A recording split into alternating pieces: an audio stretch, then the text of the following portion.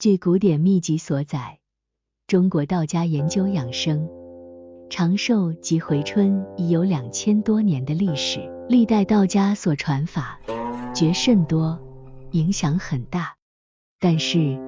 最能代表中国道家圣贤大德无穷智慧的核心秘术，首推16定金，也称真人养生、长寿、回春16字秘诀。其诀为一息变体，气气归齐，一体变焰，水火相间，因诀功效奇殊，被历代各派各家所敬仰。古代秘典多有论述，明代养生巨著《修灵要旨》曾载此诀，并誉它为至简至易之神效回春妙诀。古代其他多部宝典秘籍如《赤凤髓》、《尊生八间》、《脉望》、《养生秘录》、《医方集解》和《引真人疗养殿问答编》等均介绍了此诀，可见16定金在古今中外的广泛影响和价值，非一般可比。因道规森严，历代单传，各派对此诀的练法理解差别甚大。如有的说鼻息清气只送至丹田，而有的则说吸气入丹田后再经督脉而直上头顶囟门处，又如对提气入督，有的说是配合呼气，有的则说是配合吸气等，众说纷纭，千差万别。若仅从字面上理解，不外乎提肛、液津、腹式呼吸及周天运行等。纵观近代史，许多流行功法均照搬以上秘诀中的部分内容而融入其中，加之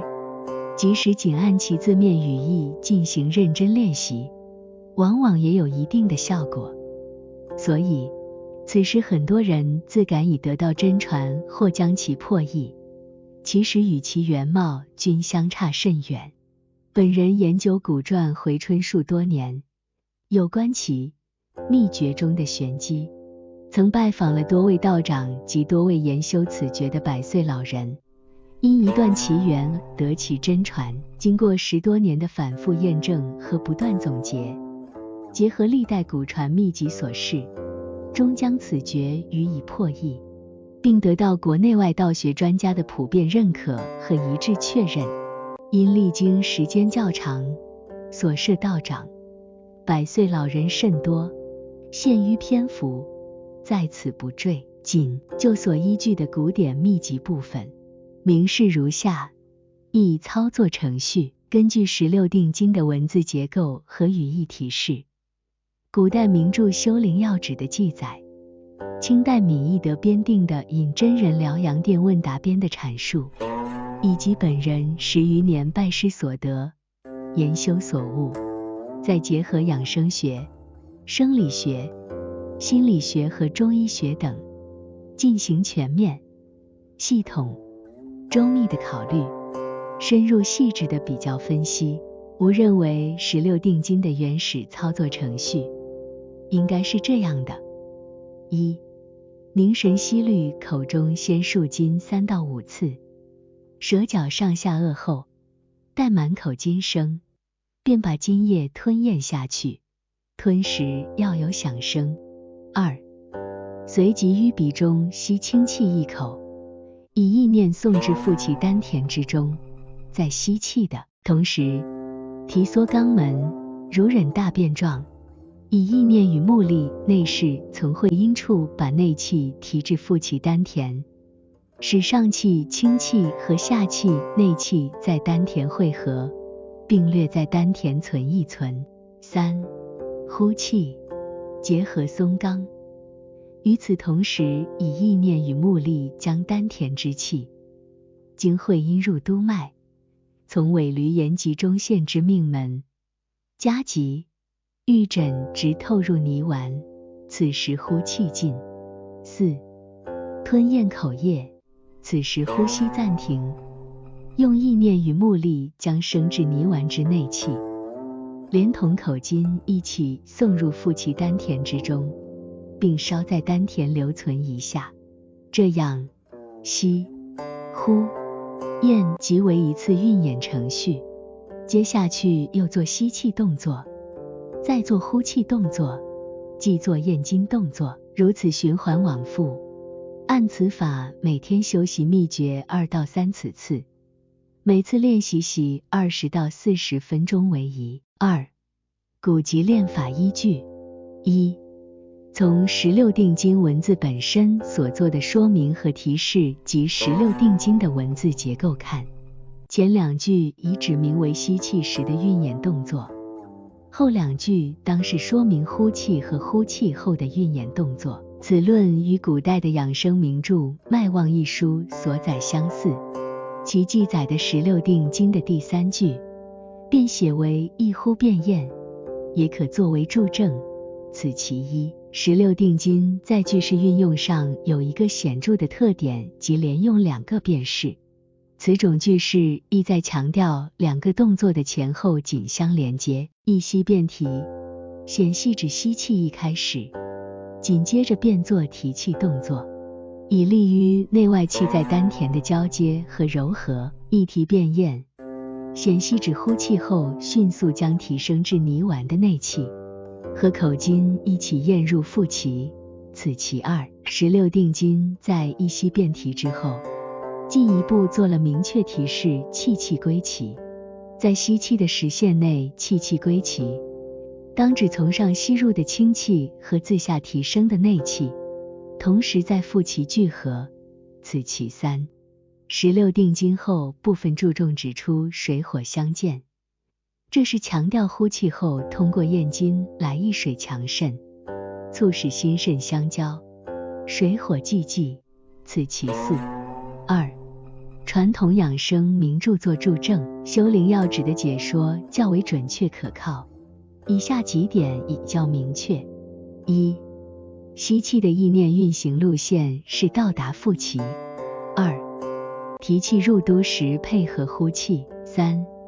呼气的意念运行路线是沿住督脉上升而止于头顶泥丸。4. 呼气之后咽筋，但是它的技术较为简略，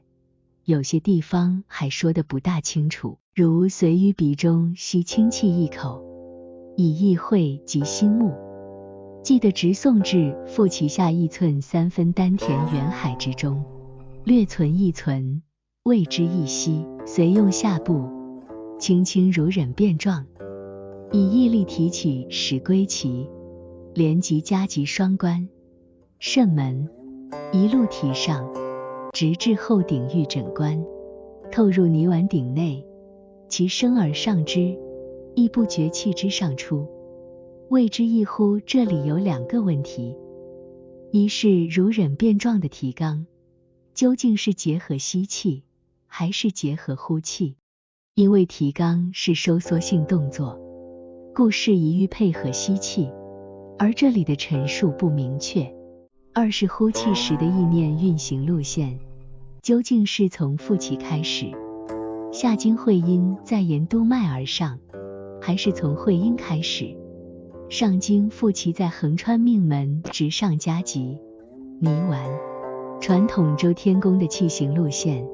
都是从腹脐开始，经会阴越尾闾再沿督脉而上，而这里的陈述同样不明确。清代编定的《引真人疗养殿问答编》对此做了精当的解说，指出一吸入腹，略用意与目力，从阴根提起，纳之于其便提者，提欲吸之气，通任脉下半节而纳于其，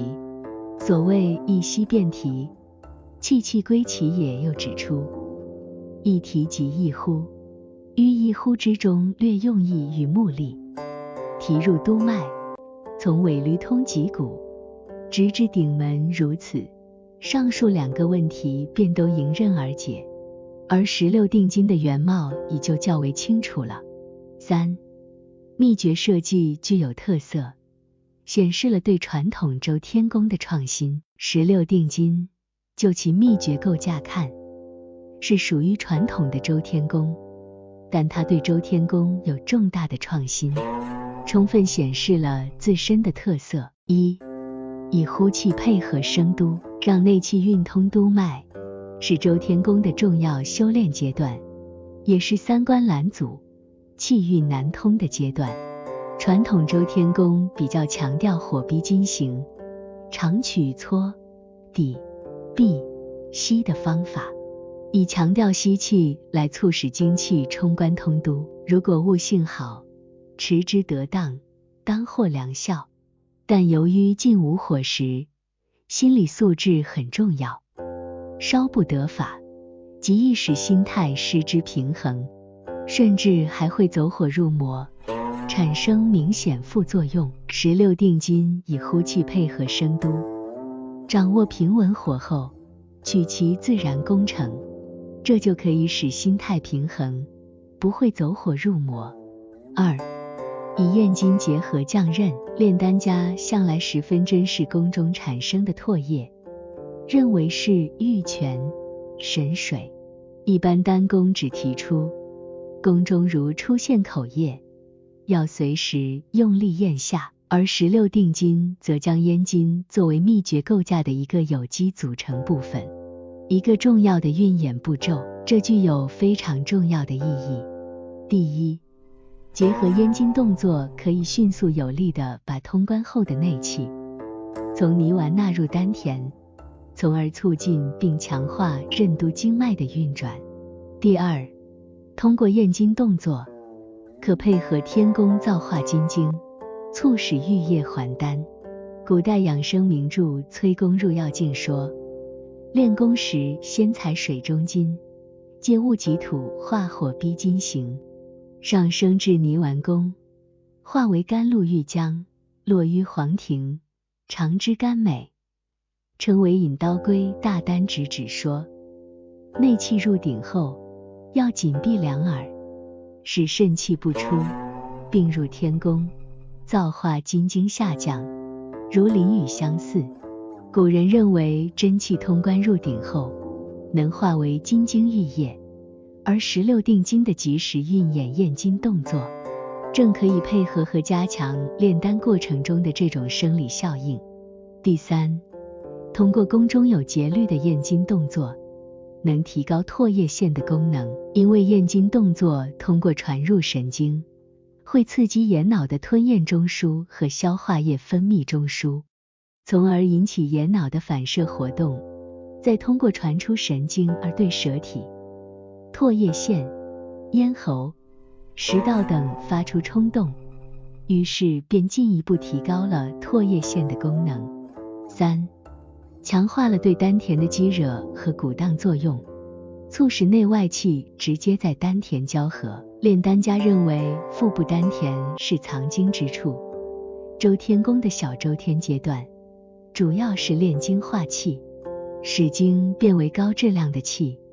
故炼丹田为周天宫的核心部分。16定金通过一吸变提的独特手段，对丹田进行了很好的刺激与鼓荡，从而提高了炼精化气的效应。又，古人认为人之祖气源不自生，必即神光续照，气息催化，而后气机才能发动。所谓气息与先天之气相接，即是后天见先天，此为结丹之正功。16定金通过上吸清气和下提内气的同步运作，来使内外气在丹田直接交合，便能产生良好的生理效应。此功强调一吸变提，其主要用意亦在乎此。4. 气功态的一个显著特点，就是心理的稳态平衡。这种平衡首先必须有生理平衡做基础，如果生理上出现平衡失调，诸如呼吸急促、精神亢奋、心烦不安等等，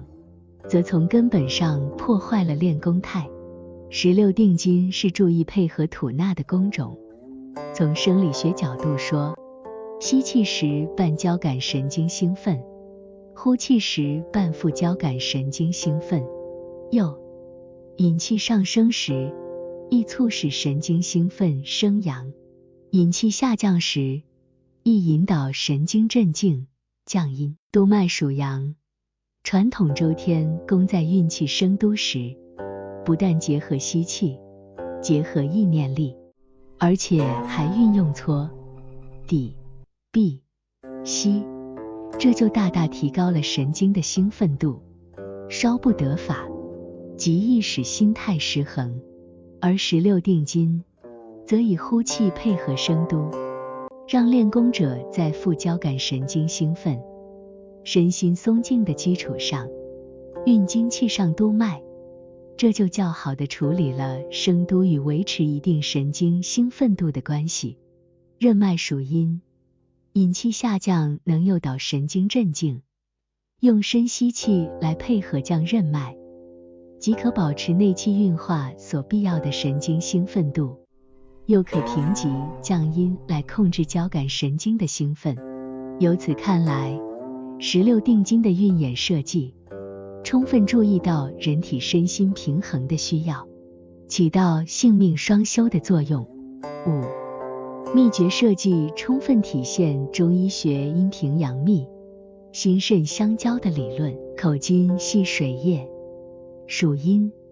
，16定金把咽筋作为功法的一个重要组成部分。它不断把精气循周天运行后产生的口津，通过强化的手段送入丹田，这就资助了肾阴元阴的功能，从而使它与肾阳元阳的功能相平衡，让命门之火不会越轨生发，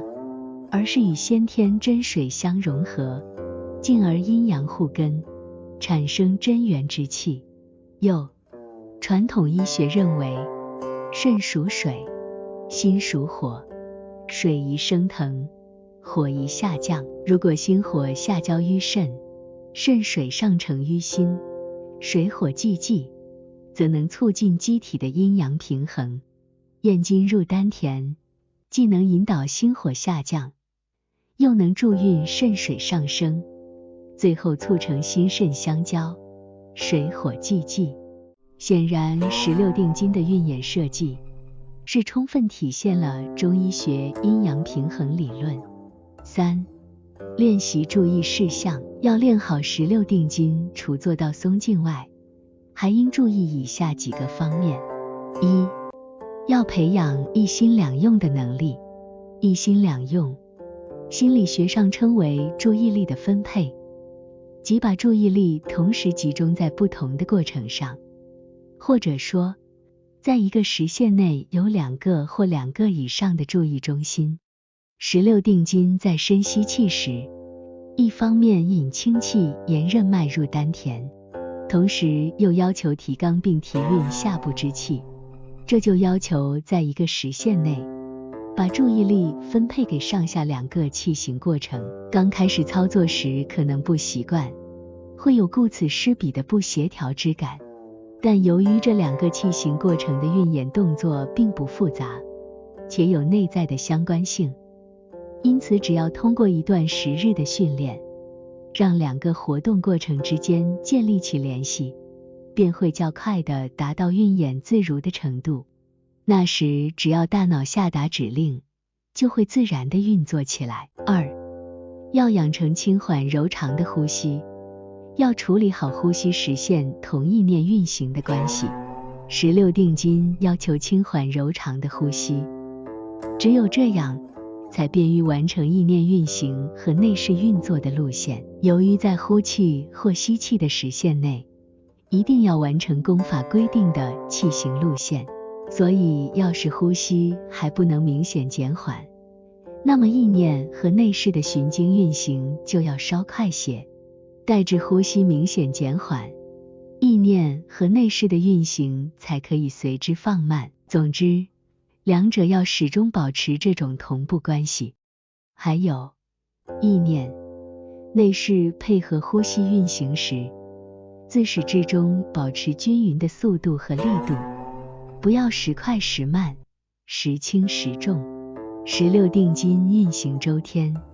开始只求意通，不求气通，待行之久久，内气自然可通。故意念的运行可以稍快，也可以稍慢，应随机掌握。不过总的来说，能慢就慢一些。3. 要运演好咽筋动作。16定筋把吸、呼、咽组成为一个相对独立的内练系统，因此一定要运演好咽筋动作，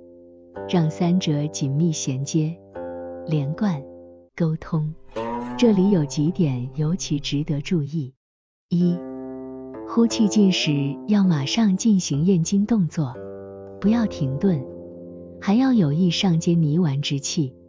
将它和津液一起纳入腹脐，这样吸、呼、咽就紧密衔接了。2、咽筋时不但要想着它，还要看住它，内视，甚至听着它，内听，慢慢进入丹田，同时还要稍用力度，并发出较大的响声，这可以强化咽筋的生理效应。3、咽筋时如没有津液，也要汩汩有声咽之。古典名著《灵宝秘法》曾提出过虚咽法，认为如口津不生，可用虚咽而为法，止于咽气，气中自有水生，故虽无唾液，虚咽也能产生良好功效，绝不可因没有口津产生而将吞咽动作略而不做。重点提示： 1、修炼时站坐卧均可。1、吸气约用5到6秒时，应意想吸入的是天地日月之精华气，最后能意想吸入的是乳白色的雾状气体，并逐渐聚集到小腹、下丹田部位。2、呼气约用10秒时，应按其要求，认真地进行意想，意想的越具体，越认真越好。3、每做完一次吸、呼即为已意，按任督二脉路线行气1周圈，也称小周天行气1次，然后将口中地津液鼓数次，送至丹田、小腹部位。按此法，每天可休息2到3次，每次休息20到40分钟为宜。另外，每吸、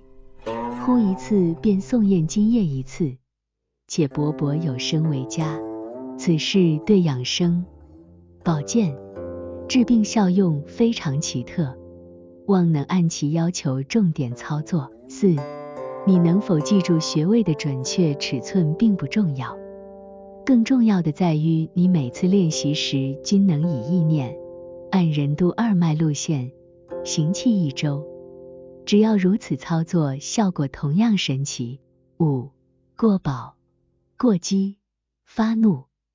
心烦意乱或有较大的精神刺激，应暂停练习，一般宜在饭后1到2小时或饭前半小时修炼为佳。6、此秘诀既可以单独修炼，又可以与其他的健身功法配合修炼，效果同样会更佳。自古就有真传一句话：假传万卷书之说，因道归森严，历代单传。加之现代社会道德水平有所下降，所传者均慎之又慎，人终生能活得真传一句话的人士实在太少，根本算不上9牛1毛。凡内行名家、仁德之士，在得到此秘诀后，均庆幸自己得到了真传，既能珍惜又能认真的研修和实践。你能有缘得此秘诀真传，不仅说明你祖上有德、三生有幸，更是你一生之中的造化，望你珍惜并能认真实践和总结。因此，秘诀是由多个传统秘法科学巧妙地融合在一起，其中最关键处若被误传，效用会有天壤之别。即使当代练功名家想得其全貌，也绝非易事。比如灵悟居士历经20余年才将其全部机密成功破译，望思之并能珍惜之。灵悟居士慎重告诫，由于此秘诀无比的珍贵，亦称回春仙诀，其中内含之机密玄奥，自有仙经以来皆不著文字笔墨，历代仅秘密单传口授至今，于今即呈上师之志，在行公布，且将细微玄奥彻底播尽，以广大惠泽世人。但修道关乎个人根器，一字一言之差，误人之千里之外。切望的此觉者能自修自悟，万不可好为人师，妄传他人，妄慎之又慎，灵悟居士。